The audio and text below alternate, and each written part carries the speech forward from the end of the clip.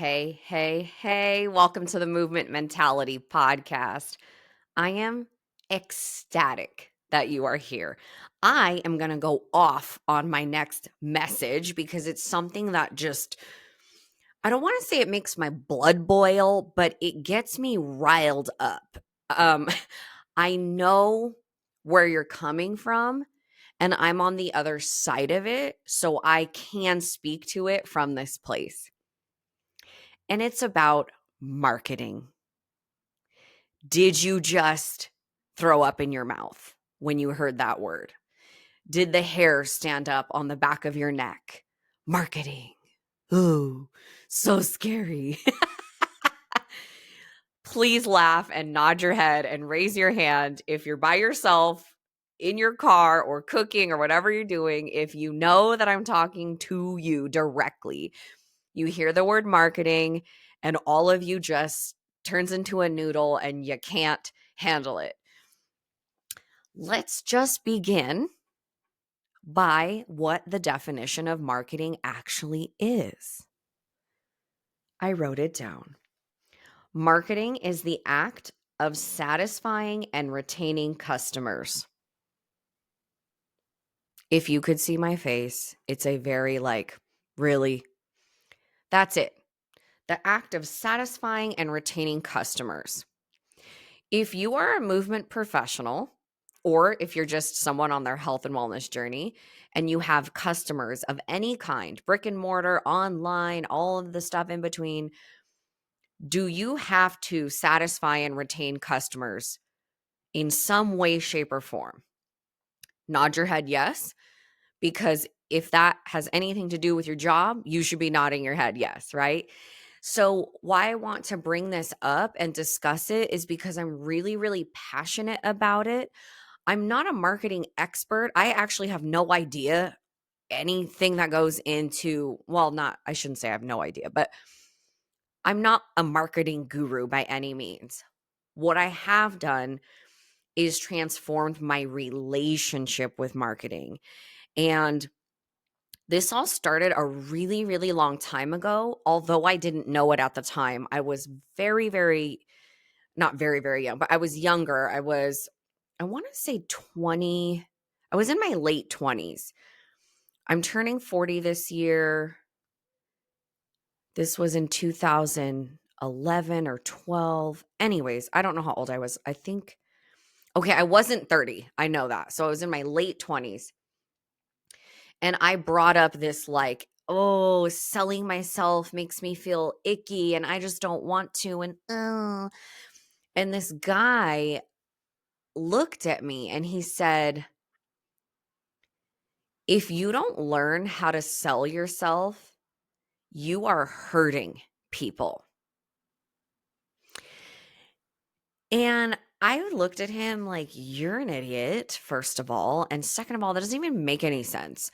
So I didn't understand what he said, if that makes sense. So he says this to me, and I'm still talking about it years later, right? Here I am on a podcast, and I'm talking about this sentence that was said to me. Because what I have learned is if you don't feel comfortable selling yourself, quote unquote, quotation, air quotes, then you are hurting your ideal customer. So what does that mean? What do I mean by that? That means your ideal favorite client, your dream avatar, your magic wand favorite client doesn't know you exist because you are worried about yourself and you are not focused on service of others. So if they don't know you exist because you're too scared or have all these limiting beliefs and stories made up about whatever you think marketing is, what do? They Google personal trainer near me or physical therapist near me or Yelp, best chiropractor, right? They look through it. This person has 4 stars. They're 5 minutes from my house. Great, great, great, right? If they're online, cool, tons of great reviews. Is that person typically less qualified than you? Think about it. They probably are. If they're more qualified, they might be less experienced. Or if they're overqualified and have a ton of experience, maybe they're not as kind, or they don't care about their clients enough, or the vibe just isn't right. Sometimes it just comes down to a vibe check, right? A lot of the times, actually, because you can take one physical therapist with the same exact credentials as another one, but this type of person attracts a certain type of client, and this person attracts a certain type of client, right? It's like the same thing with me. There are so many people with my same credentials. So many. But what's interesting is some of those people end up coming to me to ask me questions about things that they've already learned simply because of the way that I make them feel. I mean, I could cry because life is already intimidating. Life is hard enough as it is. Just getting up every day and putting one foot in front of the other is a task. Every day that you survive, it's like, I did it. I wake up every day, and every day at some point I say thank you, thank you, thank you, thank you, thank you. I get another chance. A lot of people don't get second chances. My sister woke up at 37 years old with double vision and ringing in her ear and had a brain tumor, and life was never the same for her, her husband, and my entire family. I did not know I was getting emotional today. Thought I was going to go off on you and give you some tough love. It's all the same. Um just please don't take this for granted. This beautiful life. You get to. Coming back to this, life is already hard. Don't make it harder for clients to find you. They need you. They want you. So this is kind of going back to what I'm now interpreting from what that guy said to me in my late 20s was, if you don't learn to sell yourself, you are hurting your clients. You are hurting people. They're going to go out and find someone younger, less confident, less skillful, cheaper. And what's going to happen to your client? Maybe they get worse. Maybe they have no change in the results they're looking for. Maybe they aren't heard and cared for in an empathetic way. Maybe they have an okay experience, but it's not a really great relationship, whatever it is. What if you were the person for them and they didn't know you existed? What if you were the only person that felt safe enough for them to be who they are? I had a girlfriend, colleague, client. She actually was my coach for a hot second. She came to me with knee pain and had doctors telling her, like, you're never going to run again. If you ever want to pick up your grandchild, you better not run ever again. You have bone on bone, blah, blah, blah, right? And this person plays competitive soccer still to this day. And I would ask her, well, how's your knee during soccer? Which is a running sport. And she'd be like, it's actually fine. And I go, so you can run without pain. So what's this whole conversation with the pain and the running on the trails and whatever? She's like, well, I just hear this doctor in my head from 20 years ago telling me that I have bone on bone and I'll never pick up my grandkids and all this stuff. And so most of our time together was redefining, erasing, and rewriting these stories from the past. I'm like the 20th professional she's hired, right? But I was the safe space for her at this phase in her life, at that moment, in regards to that injury with those stories. And if she didn't know I existed because I'm too scared to put myself out there, she would still have knee pain on a run with her dog and her kid, right? So this is what I'm getting at. I hope that you get one thing out of this podcast, and that is get comfortable with who you are and take a real carved out reflective time to alter and change your relationship with the word marketing, because the world deserves it. Let's just take a breath here.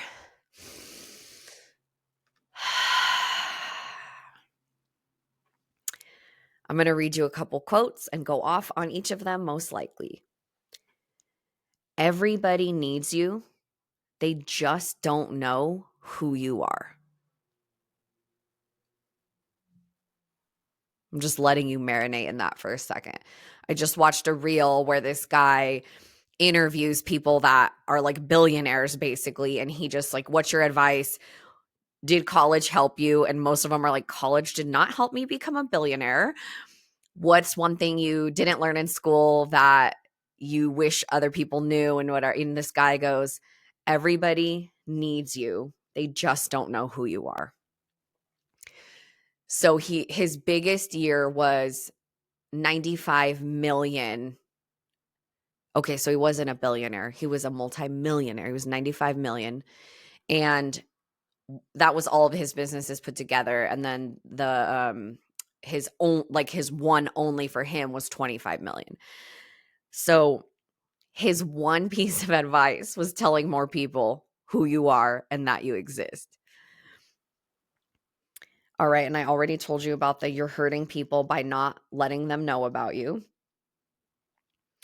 And then my friend and business coaching client and colleagues just text me this on Voxer today. It's your loss if you don't share yourself with the world. It's their loss if they don't listen. And today, as I'm recording this, she was going around to doctors' offices, sharing her expertise with them as a body worker, massage therapist. And she could tell this one, I call them gatekeepers, the women at the front of doctors' offices. I used to be in medical device sales at one point in my life, 100 years ago. And they're called gatekeepers. Like, to get to the doctor, you've got these gatekeepers and you got to bring them Starbucks and lunch and all this stuff.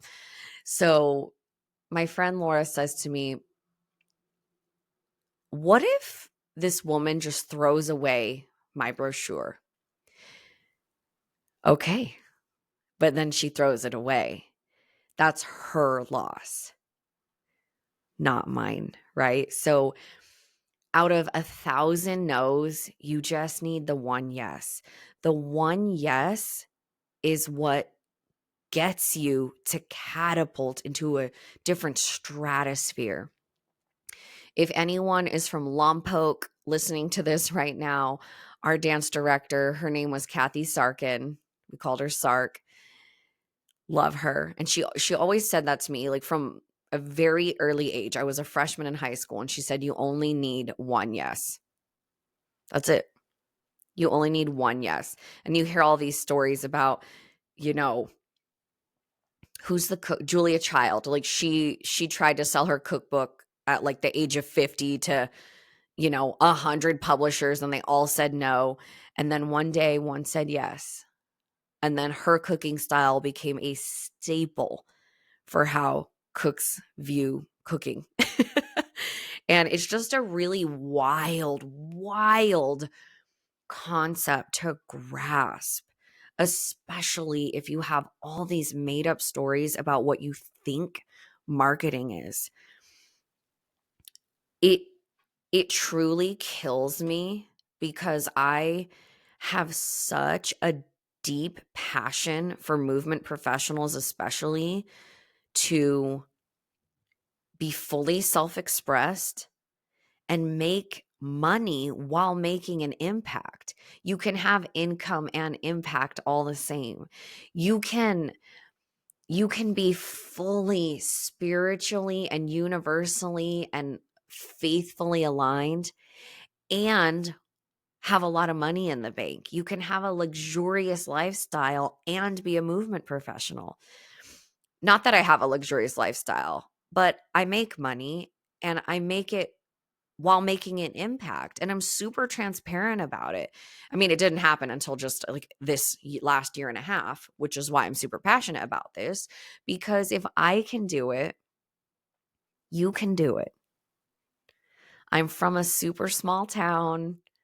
I had no help building my business. It's all self-taught. And I don't mean I had no help from the sense, like I hired a lot of different coaches and I still do. I got help from them, obviously. But I mean, I had to book those meetings. I had to pay for them. I had to pay for the education. I had to spend the hours researching how to use XYZ. I didn't know what Flow Desk was before. And then I grew out of Flow Desk. Now I'm with ConvertKit and studying the algorithm. And you really do have to study the algorithm if you're going to be an Instagram type of person. Like it is a skill that's always growing and changing. And I think that's why I love it, is because Instagram is free. And all I have to do is share my voice and make a difference for people, and they can reach me for free. Before Instagram, you'd have to like hire a PR team for $4,000 a month. Like there's really no reason you're not showcasing your skill sets in this day and age. I'm not saying you have to use Instagram. You could be like, I'm an email person. Great. Collect those emails. Well, Missy, I love long form YouTube content. Do it. You love threads? Go for it. Do you, boo? You want to be on what are other Snapchat? Okay, get it. But take your skill set, be aligned, tell people you exist, what you offer, how to work with you, what your price point is, and then you get to a place where you want to give back, which is where I am at. I think my first Instagram post was in 2010.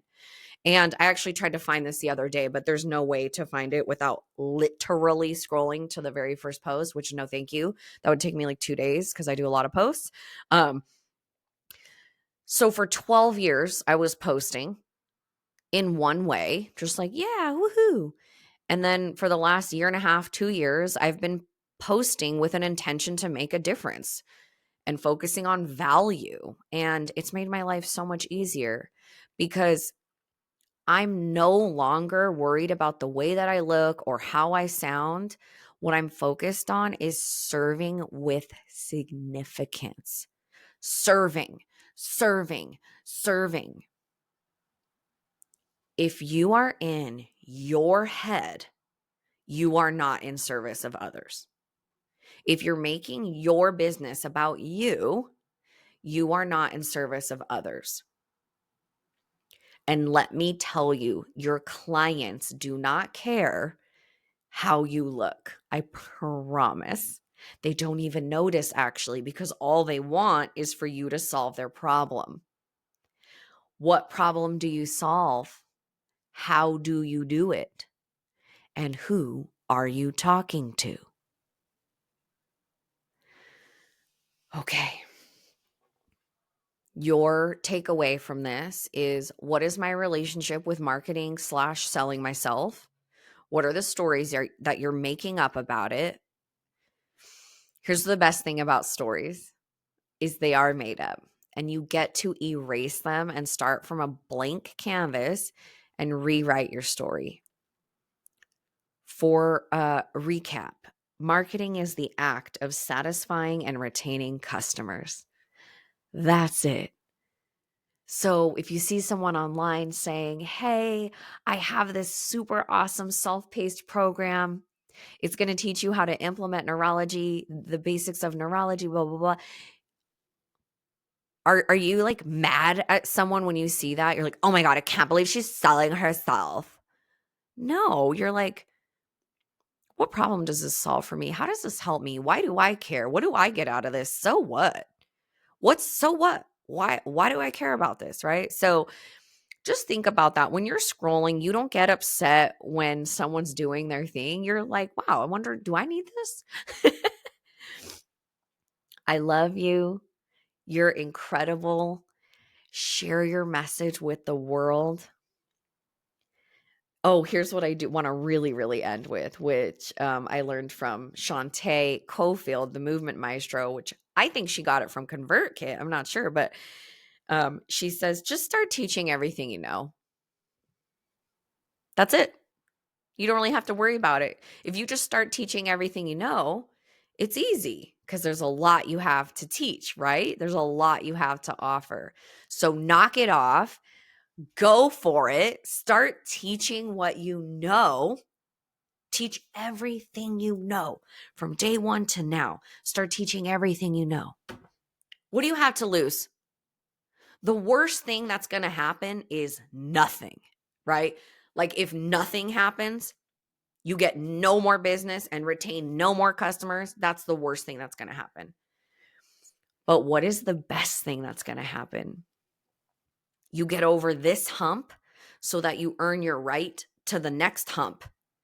Because there's no life where there's no humps.